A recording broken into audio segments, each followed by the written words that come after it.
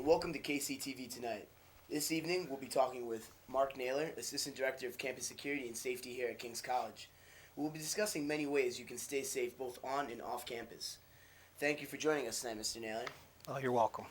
Before I get started, would you like to just tell the audience, a brief little something about yourself you'd like, some other people to know? Sure. Well, I was an MP for 6 years in the military after I graduated from high school, and then after that I enlisted in the Pennsylvania State Police. So I was a state trooper for 25 years. Retired from the state police and then came here as an investigator, and now as a matter of fact, I was just promoted yesterday to director of security. It's always important to keep yourselves, out of harm's way when you're walking around here at campus.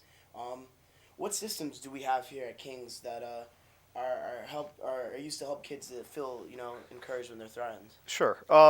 So right now there are several systems that are in place. So we have the email system in case we have to have an alert. We have an E2 campus alert. We have a public address system on campus that we can access. There are 4 speakers on top of Holy Cross Hall, so that if we have to use the public address system, you would be able to hear the announcements if you were on campus. Strategically placed around campus, we have what are called panic buttons, which are similar to like a bank teller button. So they are in different places on campus where we feel as though if something should happen and somebody should walk into a building, that the faculty or staff could activate that button. We have 400 cameras on campus, again strategically placed in places that we would need them.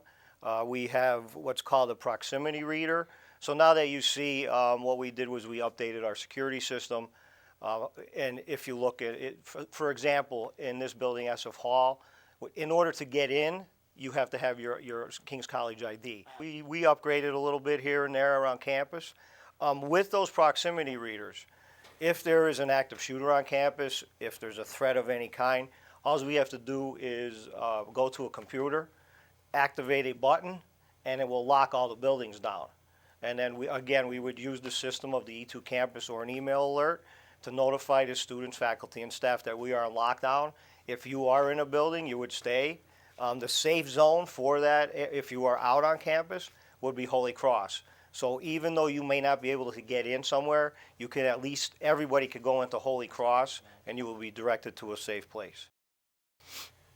What steps can students try to take while staying safe while they're off campus? Well, there's a couple of things you can do. Is don't walk alone, walk in pairs. Stay in well-lit areas.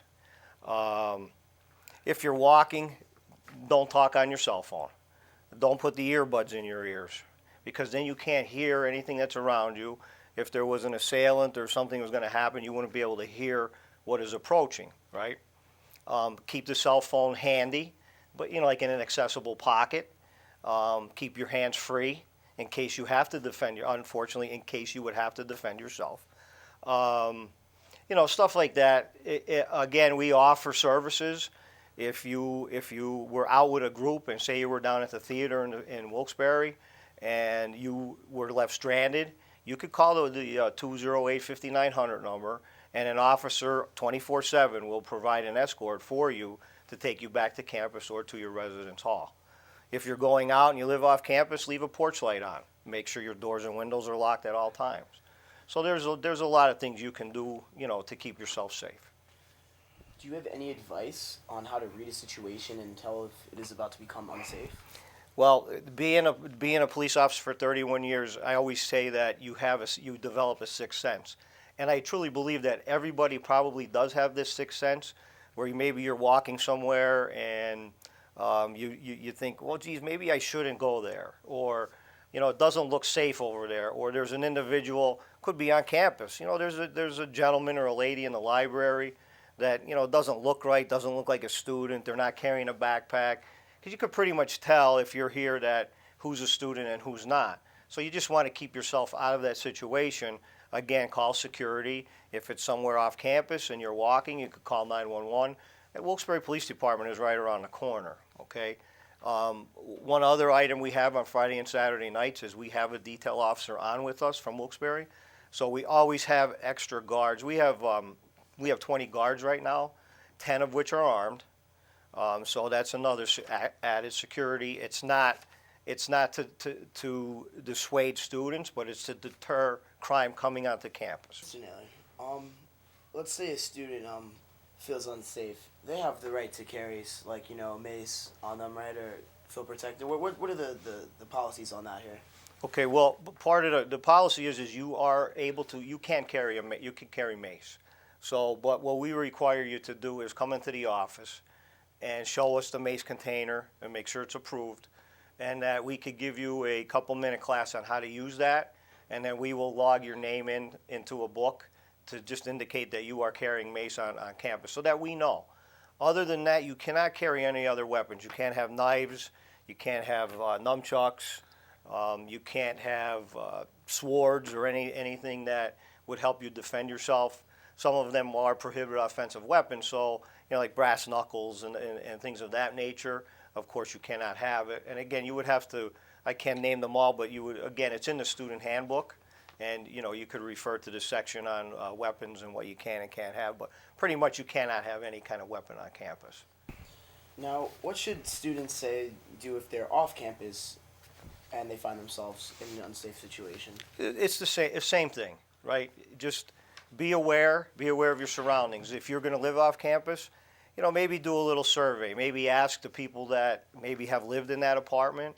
There's always bad areas anywhere you go. So the best thing to do is to check and see, who are my neighbors. If you're gonna grow up as an adult and you're gonna move into a neighborhood, part of that should be is there a good school system? Is this a good neighborhood? Is there a bad neighborhood? Where's the bad areas? Where's the good areas, right? You always have to keep yourself a little bit on the defensive.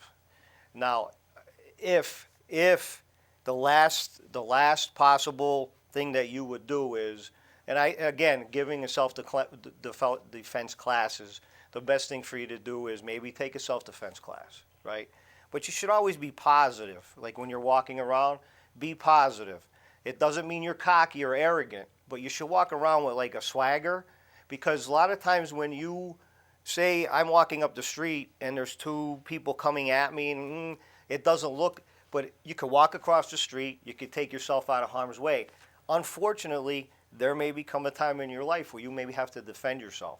So the best thing to do is be prepared, be self-confident, take a class.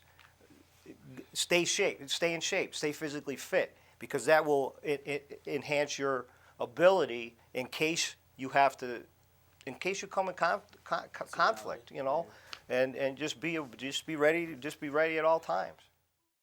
If you would mind, we're wondering if you could, maybe show us a quick something if someone was, maybe if someone's walking behind you or something like that. I could, but sure. There's several techniques. Again, it's an awareness. So if somebody would grab you from behind, there are several things you can do. Is first of all, don't be in that situation, right? But there are several techniques that you could use. You could swing a backpack at somebody. You could throw a book at somebody. You can hit them with your cell phone. You could, if they grabbed you from behind, you could just try and be quick enough to break that hold. Or if you were grabbed from behind, you could drop out of the hold and then roll and then get up. And then if you had to, you could get up and be aggressive towards that person or just run away. When was the initiative to have security guards be armed? I know as a student, that's been here for a few years. I didn't always notice that, but that's something that I'm noticing now. Well, we started carrying guns in August of 2015, and in order to carry a handgun on campus, number one is you have to have what's called your Act 235, which is a policeman's act in Pennsylvania. And with the 235, you have to have prior law enforcement experience. The other one is called the Act 120. Act 120 is a local municipal academy, and with that, you would be able to carry the handgun. Now, with the handguns that we carry, you're required to go with me because I'm a firearms instructor, and we take them 2 or 3 times a year and on the range, and then they would have to familiarize and qualify with it and show that they can actually carry it. We have what's called a level 3 holster that the officers use, And with that, why we did that is because unless you're pretty much physically being shot at by someone, you're not to pull that gun out of the holster. To show it, to play with it, it's to go in the holster in a properly secured area where we have a clearing barrel, and you would do the procedure to put it in the holster. At the end of your shift, you do the same procedure, clearing it, making sure it's safe, rendered safe, and then it's put into a lock cabinet. Thank you again for joining us, Mr. Naylor, recently promoted Director of Campus Security and Safety, and thank you for helping us out and giving us some useful tips. You're welcome.